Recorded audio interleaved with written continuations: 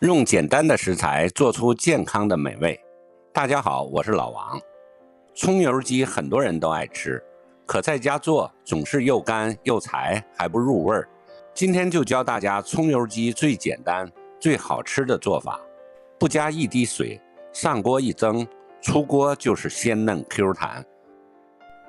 三黄鸡选2斤左右的就可以了。今天我们用半只来做，先放进盆里，用盐把表面轻轻搓一搓，这样既能去腥，还能起到简单杀菌的作用。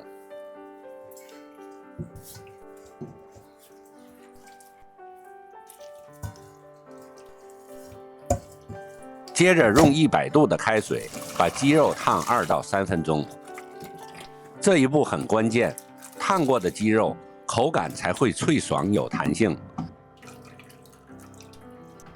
这一步千万别省，这样处理过的鸡肉蒸出来才会不干不柴。现在我们把配料准备一下，小葱切成长段，生姜切成薄片，半个洋葱切成细丝。这几样配料看着简单，其实就是这道菜的关键。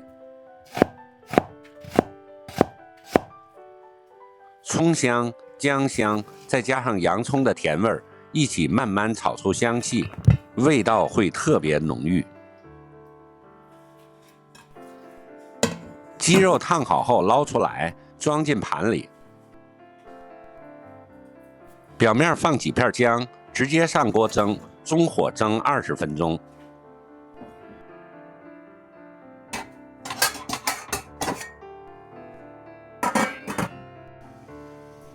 时间一到，打开锅盖，白白嫩嫩的鸡肉看着就特别的有食欲。盘子里的汤汁都是精华，千万别倒掉，等会儿还要用来调味儿。锅里倒一点油，小火把葱段、姜片还有洋葱慢慢炒香，一直炒到配料微微发黄就可以捞出来了。注意不要炒糊，不然味道会发苦。然后把刚才蒸鸡的汤汁倒进锅里，加一点生抽调色，再放少许盐调味儿，其他什么都不用放，鲜味就已经足够了。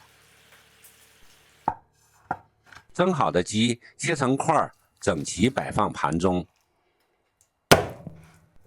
做法非常简单，营养又健康，在家也能做出饭店的味道。